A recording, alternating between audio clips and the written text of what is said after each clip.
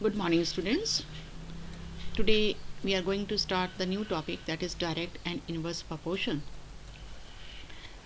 Here, in our daily life, we come across many situations in which one quantity changes with the change in other quantity. For example, if the number of articles purchased increases, the total cost also increases. Suppose आप pen खरीदने जाते हैं market में, एक pen अगर आपने 5 रुपये का लिया तो 2 पेन 10 रुपये के आएंगे, 3 पेन 15 रुपये के आएंगे, 4 पेन 20 रुपये के आएंगे। तो यहाँ अगर आप नंबर ऑफ पेन्स इंक्रीज कर रहे हैं तो उनकी कॉस्ट भी बढ़ रही है। दूसरा एग्जाम्पल देखते हैं। More the money deposited in a bank, more is the interest. ज़्यादा पैसा जमा करोगे बैंक में तो इंटरेस्ट भी ज़्यादा मिलेगा। तो यहाँ पर अगर आप मनी बढ़ा रहे हैं तो इंटरेस्ट भी बढ़ रहा है। Another example, as the speed of vehicle increases, the time taken to cover the same distance increases. अगर आपने अपने व्हीकल की स्पीड बढ़ा दी कहीं जाने के लिए, एक फिक्स डिस्टेंस को कवर करने के लिए, तो आपको कम टाइम लगेगा। आपको जो टाइम टेकन होगा to cover the same distance, that will be less. जैसे आप अपने घर से स्कूल आती हैं साइकिल से, अगर आप धीरे धीरे आएंगे तो आपको ज़्यादा टाइम लगेगा। अगर आप अपनी स्पीड बढ़ा लेंगे, आप तेज़ तेज़ साइकिल चला के आएंगे तो आप कम टाइम में स्कूल पहुंच जाएंगे। तो यहाँ स्पीड बढ़ने से टाइम कम हो रहा है। तो दोनों क्वांटिटीज़ रिलेटेड हैं। नेक्स्ट एक और एग्जांपल लेते हैं। More the number of workers, less will be the time taken to complete the work. अगर आप किसी काम को पूरा करने के लिए नंबर ऑफ वर्कर्स बढ़ा देते हैं तो कम टाइम में वो काम पूरा हो जाएगा। नंबर ऑफ वर्कर्स घटाएंगे तो ज़्यादा टाइम लगेगा उसी काम को पूरा करने के लिए। तो यहाँ भी दोनों क्वांटिटीज़, जो number of workers and time taken, they are related to each other. Means इन सब केसेस में हमने देखा किसी केस में एक क्वांटिटी बढ़ने से दूसरी क्वांटिटी भी बढ़ रही है, और किसी केस में एक क्वांटिटी रिड्यूस होने से दूसरी क्वांटिटी भी रिड्यूस हो रही है। एक एग्जांपल और लेते हैं हम यहाँ पर।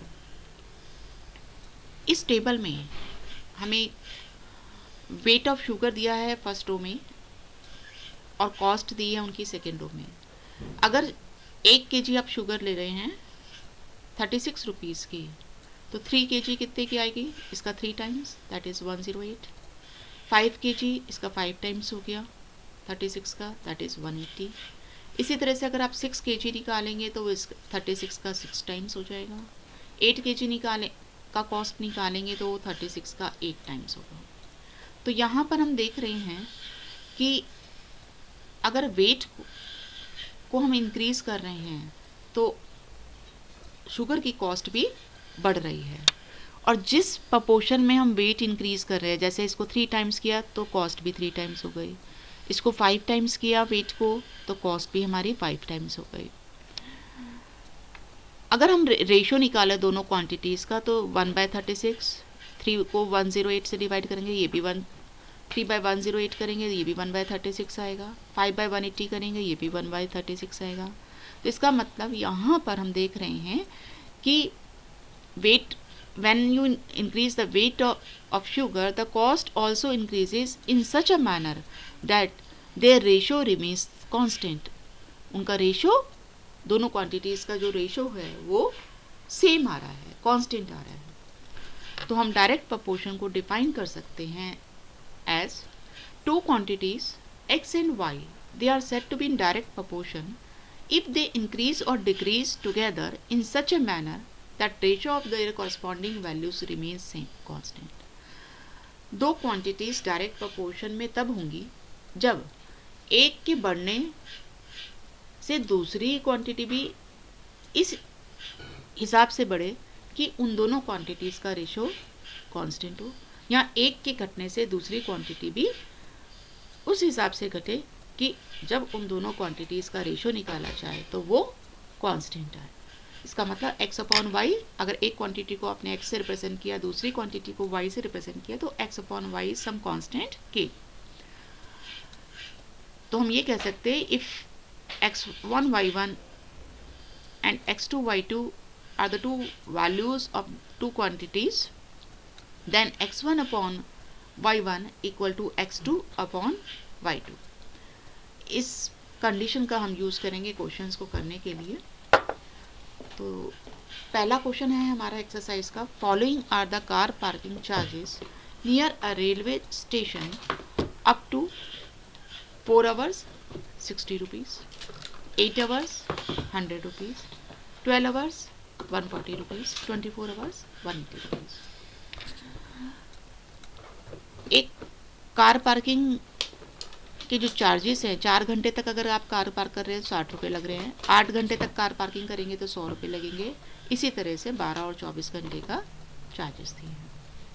तो हमें चेक करना है ये डायरेक्ट प्रपोर्शन में हैं ये दोनों क्वांटिटीज़, नंबर ऑफ आवर्स और चार्जेस, या नहीं। तो हमें रेशो निकालना पड़ेगा दोनों क्वांटिटीज़ का।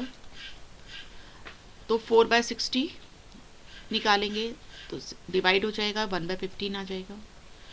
8/100 करेंगे, अगेन आप 4 से डिवाइड करेंगे, इसे 2/25 आ गया। देन 12/140 करेंगे, 4 से डिवाइड करेंगे तो 3/35 आ जाएगा। 24/180 है, फोर्थ हमारा जो गिवन कंडीशन है 24/180 है, इसको हमने 12 से डिवाइड किया तो 2/15 आ गया। लेकिन हम यहाँ देख रहे हैं कि ये सब रेशोज़ सेम नहीं हैं, ये इक्वल नहीं है। तो इसका मतलब ये प्रपोर्शन में, ये तो हम देख रहे हैं कि टाइम बढ़ने से कॉस्ट भी बढ़ रही है, लेकिन ये सेम प्रपोर्शन में नहीं बढ़ रहा है। सो हम इसलिए कहेंगे कि ये क्वांटिटीज़ हमारी, क्योंकि ये इक्वल नहीं है रेशो, इसलिए ये quantities they are not directly proportion। That's all for today. Thank you.